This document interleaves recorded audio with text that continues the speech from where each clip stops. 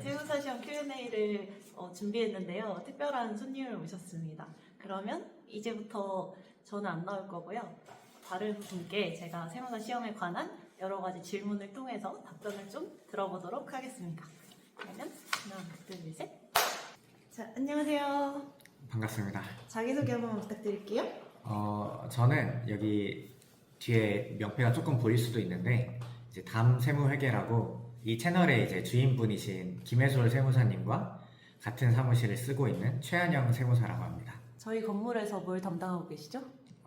하층 비주얼이라고 얘기를 해주고 있습니다. 네, 3층이 있어가지고 남자분이 3분 계신데 그 중에서 당당히 비주얼 자리를 차지하신. 아, 감사합니다. 네, 그러면 우선 질문을 드려볼게요. 네. 일단은 세무사 시험을 준비하게 된 계기와 언제 시작하셨는지. 일단은 시작 연도는 2018년도 후반 정도 됐었을 것 같아요. 그때 시작을 했고 제가 이제 자격증을 취득하기 전에 이제 세무사무원이라고 저희 업계에서 이제 그 직원으로 근무를 했었는데 약간 좀 전문적인 일을 할 수 있다라는 그런 게 되게 매력적이더라고요, 저한테는. 그래서 이 일을 하면서 언젠가는 꼭 내가 자격증을 취득해야겠다라는 생각이 들었고 이제 그때가 딱 18년도 후반이었던 것 같습니다. 그러면 지금 완전 세무업계의 성골이시잖아요.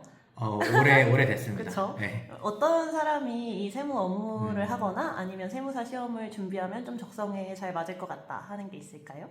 주관적인 얘기긴 하겠지만은 전문성이라는 거에 매력을 느끼는 사람이면 가장 좋을 것 같은 게 첫 번째고, 물론 이제 전문성이라는 게 되게 다양한 분야가 많겠지만 우리 업무 같은 경우에도 뭐 내가 어떤 일을 하나 하고 그게 휘발돼서 다른 일에 적용을 못하고 이런 게 절대 아니라 내가 뭔가 공부를 하든 경험을 하든 그 모든 게 나한테 축적돼서 내 경험이 되는, 내 전문성이 되는 거라 그런 거에 관심이 있다라면 되게 좋을 것 같고요.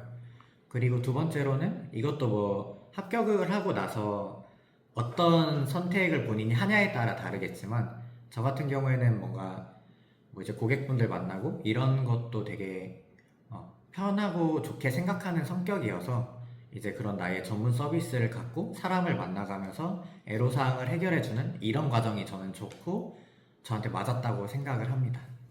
그러면 세무사 시험 진입을 고민하시는 분들 중에 네. 두 가지로 유형으로 질문을 주신 분이 계셨는데, 첫 번째는 제가 수학을 못하고 숫자에 좀 약한데 괜찮을까요? 이런 네네. 게 있었어요.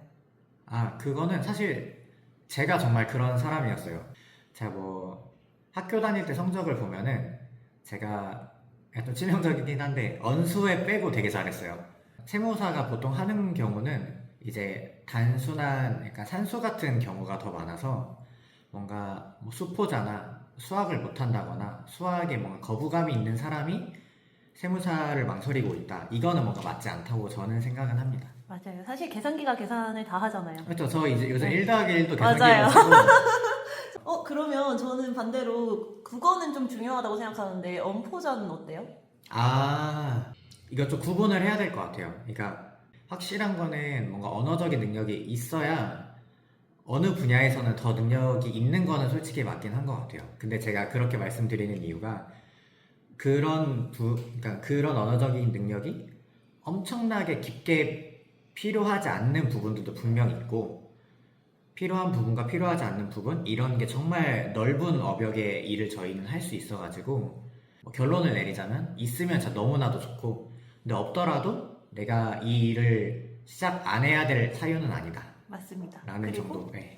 언어 능력은 조금 관련이 있는 것 같기는 한데 공부하면서 충분히 극복 가능한 그건 맞아요, 정보다라고 진짜. 정리하면 될 것 같아요. 네. 두 번째 고민은 이런 네. 분이 계셨어요. 세무사가 영업이 중요하다고 하는데 자기가 너무 내성적이고 이런 사람 만나는 것도 별로 안 좋아해서 걱정이 된다는 거예요. 준비하는 게 맞을까요? 이런 고민을 하시는데 이거에 대해서 어떻게 생각하시는지.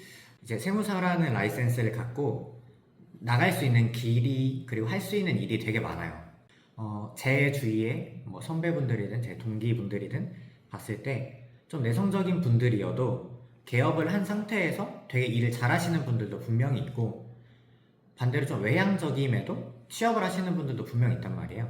요즘에는 그게 뭔가 절대적인 나의 무기라기보다 내가 갖고 있던 어떤 뭔가 업무 제공 능력 아니면은 그냥 나라는 사람에 대한 신뢰 이런 게 뭔가 옛날에 비해서는 더 강조되는 시기라고 저는 느껴져서 앞서 그 질문과 마찬가지로 내성적이어서 이건 할 수가 없다라고 생각하진 않습니다. 혹시 비주얼에 대한 자신감도 좀 선택에 영향이 있었나요? 뭐 지금의 비주얼은 진짜 이거 약간 내가 막 엄청 욕을 먹으라고 이렇게 꾸민 것 같은데 이런 거 말고 사실 그런 거는 있어요. 저는 이제 요즘 오랜만에 이제 다시 운동을 시작하면서 약간 뭔가 어쨌거나 외적으로 보여져야 되는 직업이라고 저는 생각을 해서 그래서 뭔가 관리를 한다거나 운동을 한다거나 이런 거는 그래도 좋아야 되지 않을까라는 생각을 하고 있습니다. 저 적성에 안 맞는다는 거 오늘 처음 알았어요. 아 그래요? 자, 근데 이제 저도 그런 질문을 했을 때 그분이 세무사가 됐을 때 뭐 제가 영업을 대신해 줄 수는 없으니까 그쵸. 뭐라고 내가 일을 해야 된다면. 확실히 뭐 답을 해줄 수는 없지만 사실 내성적이라는 게 전혀 뭐 망설일 이유는 아닐 것 같아요. 맞아요. 다음 질문입니다. 네. 수험 기간이 몇 년인가요인데 아까 18년부터 그러면 22년까지 네 맞아요. 4년이라고 생각하면 될까요? 네네. 아, 좋아요. 그러면 그때 이제 4년간 공부를 할 때 좀 하루에 몇 시간 정도 공부를 하셨는지 이런 거 궁금해 하시더라고요. 저 같은 경우는 사실 처음부터 공부를 진짜 막 잘하는 사람이 절대 아니었거든요. 그리고 이제 같이 쓰는 이 채널의 이제 주인분이신 김혜솔 세무사님보다는 뭐 지금도 저는 훨씬 공부를 못한다고 더 생각을 하지만 아, 지금 아니죠. 그때 당시 기준으로는 훨씬 제가 모자랐다고 뭔가 단언을 할 수가 있어요. 그래서 하루 기준으로 보통 일주일에 막 5, 6일 정도를 공부하려고 했고 그래도 한 평균적으로 9, 10시간은 했었던 것 같아요. 하루에요? 네, 내가 이제 몰입할 수 있었던 날들은.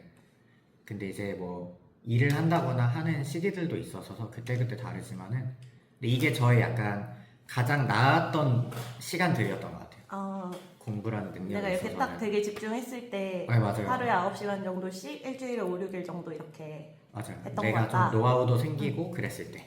그러면 그 9시간이라는 뜻이 진짜 그 내가 앉아있는 시간이 아니라 순공부 시간이죠. 집중을 했다는 거죠. 네. 오. 그래도 일주일에 하루 정도 쉬는 것은 너무 쉬어야 된다고 생각을 그쵸. 합니다. 진짜. 절대로 맨날 9시간, 10시간 넘게 하면은 그게 사람이 이게 그래도 3년 정도 가는 건데 맞아요. 버티기가 쉽지 않을 것 같아요. 그러면 혹시 하루 일과나 뭐 공부 루틴 같은 게 기억에 지금 남는다면 뭐 근데 저는 그런 건 있었던 것 같아요.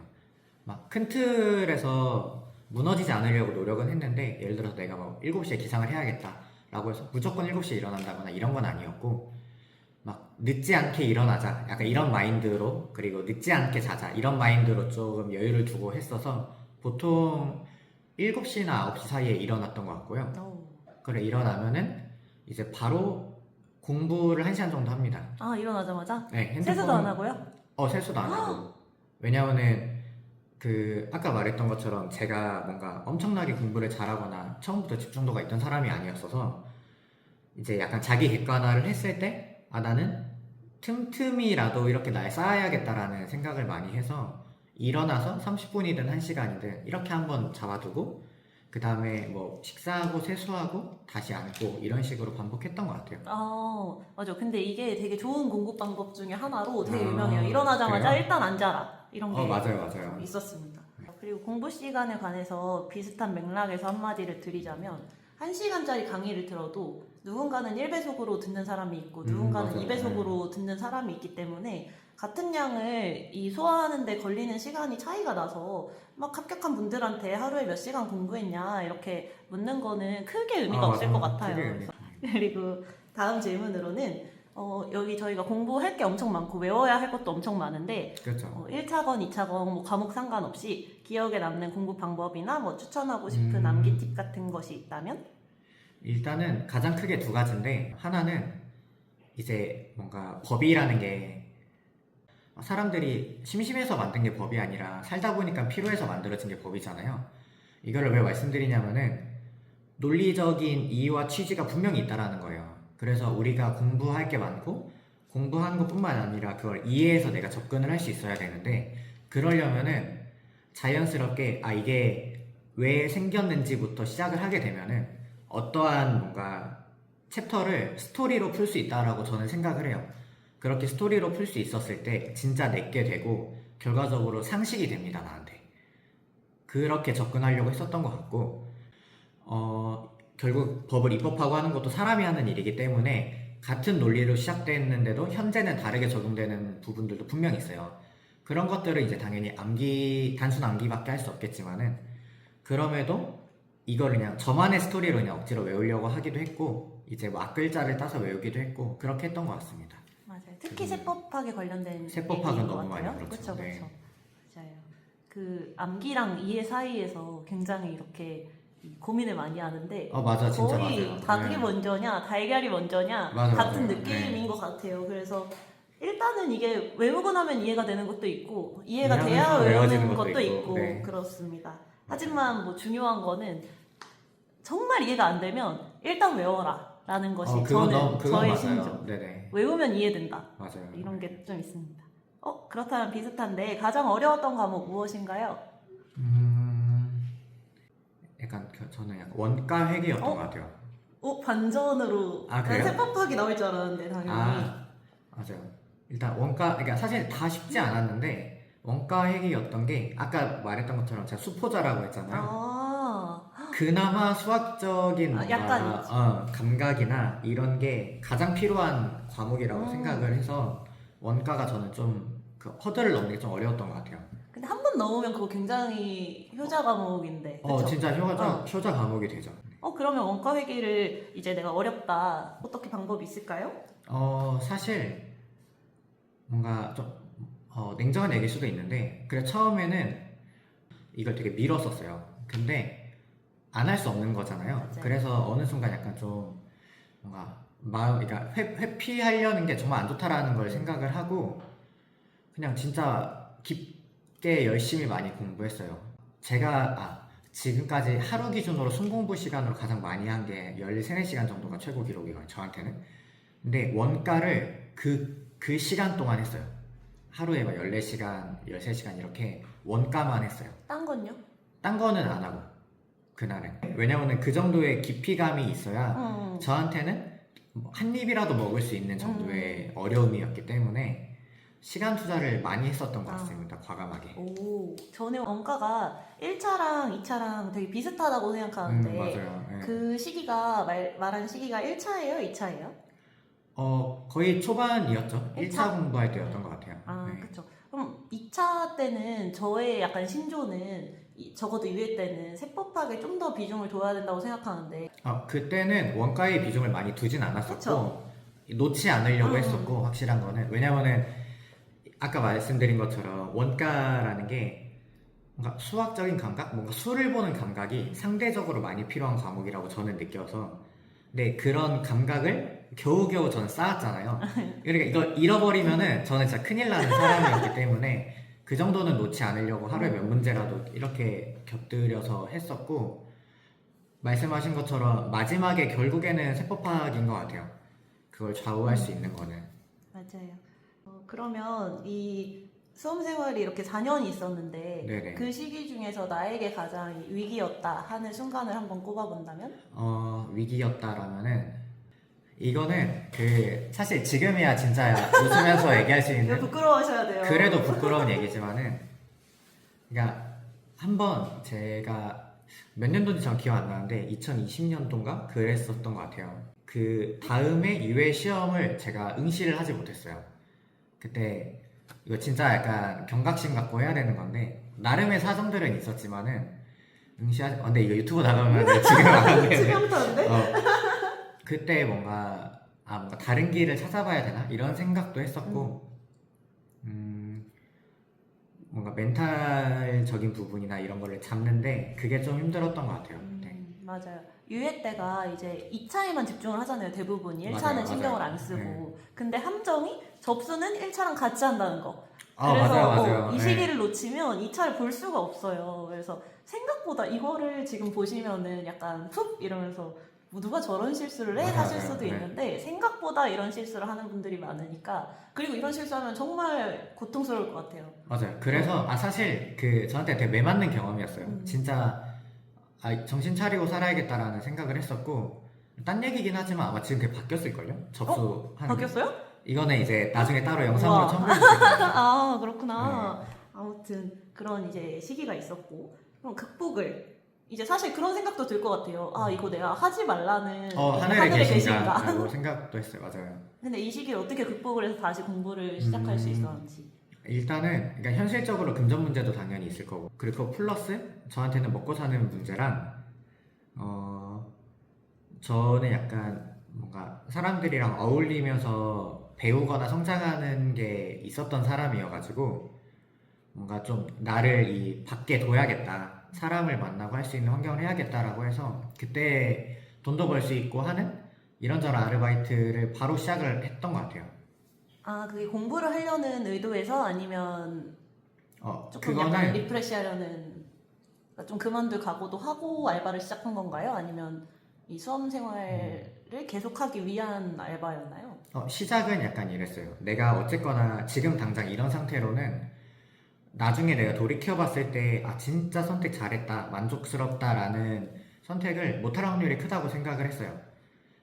그래서 저한테는 뭐 멘탈을 회복하기 위해서든 먹고 사는 문제를 해결하기 위해서든 일단은 뭔가 그렇게 밖에 나를 둬야 되는 일이 필요했고, 그러다 보면은 내가 스스로 알지 않을까라는 생각을 했어서 제가 항상 중요하게 생각하는 게 지금 나한테 뭔가 최선의 답이 안 나오는 경우도 많이 있고 지금 내가 단지 안 보이는 걸 수도 있어요. 그럴 때 일단은 뭔가 나라는 사람을 잘 알고 뭔가 그냥 내가 어떻게 그냥 지내야 되는 사람인지를 파악해서 일단 그렇게 지내보는 게 또 다른 정답이 될 수 있다라고 생각이 듭니다. 약간 아주 간소하게 간단하게 하자면은 공부하다가 막히면 산책해서 밖에 한번 바람 쐬고 와라. 그것도 너무 이런 좋은 느낌으로 말이죠. 네. 인생에서도 내 수험 생활 기간에서 뭔가 이런 빠져나오기 힘든 구렁텅이에 갇혔으면은 너무 여기서만 이렇게 헤엄치지 말고 잠깐 나가서 이 눈을 돌려보는 것도 맞아요. 또 다른 방법일 수도.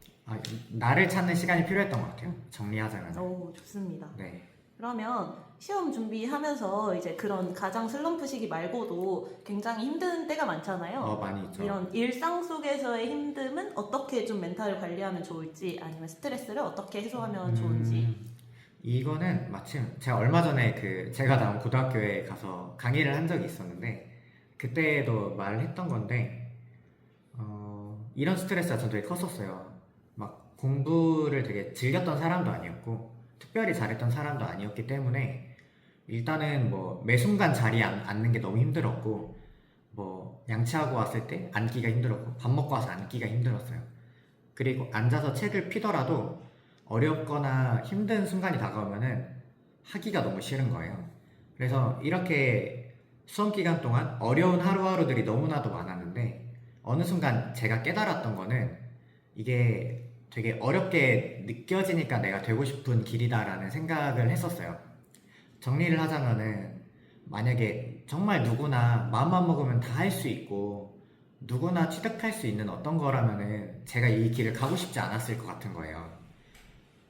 아무나 될 수 없고 노력을 해야 되고 그렇기 때문에 사람들이 뭔가 뭐 고생했구나 혹은 뭐 존중해 주시고 이런 것들이 어려운 게 당연한 거잖아요. 그러니까 제가 선택을 한 거고 이걸 깨닫게 되니까 어려워도 되게 괜찮았어요. 어쩔 때는 되게 너무 어려우면은 이 정도는 돼야 내가 공부할 맛 나지라는 생각이 들 정도로 어느 순간 어려운 게 저한테 되게 동기부여가 됐어요. 이런 뭔가 마음가짐을 바꾸고 나서. 주인공 서사. 맞아요. 이 정도의 역경은 있어야지. 이 정도는 있어줘야 재밌잖아요. 맞아요. 네. 그리고 너무 어렵거나 막 힘들거나 안 될 것 같아서 불안하거나 이랬을 때 제가 생각하는 유일한 해결책은 그냥 공부하는 겁니다. 그럴 시간. 맞아요. 네. 공부가 덜 돼 있어서 불안하고 힘들고 괴로운 거예요. 맞아요. 그러니까? 맞아요. 진짜 맞아요. 그냥 그런 생각하지 말고 그냥 하시면 됩니다. 맞아요.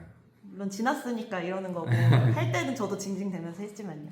그러면 약간 현실적인 얘기로 와서 과목별로 좀 나한테 잘 맞았던 강사님이 있다면 추천을 해줄 수 있는지 질문을 주셨는데 하나씩 해볼까요? 제모에게 좋아요. 능력껏 이렇게 대답해줄 수 있는 만큼만 대답해주세요. 네네. 급여가 또 궁금할 수밖에 없는데. 조금은 폭이 넓지만은 말씀을 드리면은 오. 제 거 말고 약간 세무사에서 저한테 원하는 거 아닌지 모르겠는데